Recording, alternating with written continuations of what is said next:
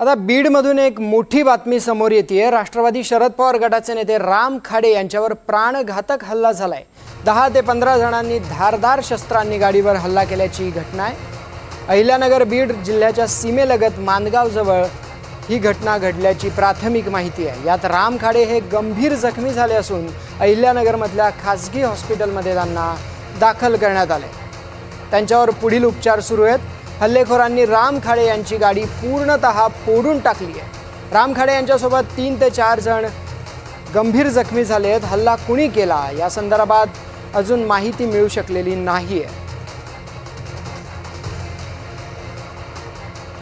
आकाश सावंत आपले प्रतिनिधी याविषयी अधिकची माहिती देत आहेत। आकाश, निश्चित मयूर, राष्ट्रवादी शरद पवार गटाचे नेते राम खाडे यांच्यावरती प्राणघातक हल्ला करण्यात आलेला आहे। अहिल्यानगर बीड जिल्ह्याच्या सीमेलगत असलेल्या मांदगाव जवळ रस्त्यावरतीच हा काही 10 ते 15 जणांच्या हल्लेखोरांनी राम खाडे यांच्या गाडीवरती हल्ला केला। या गाडीमध्ये असलेले राम खाडे व त्यांचे जे सहकारी होते 3 ते 4 जण हे या हल्ल्यामध्ये जखमी झाले आहेत। तर राम खाडे हे गंभीररित्या जखमी झाले आहेत। धारदार शस्त्रांनी त्यांच्यावरती हल्ला केला आहे। तसेच त्यांची गाडी देखील या हल्लेखोरांनी फोडली आहे।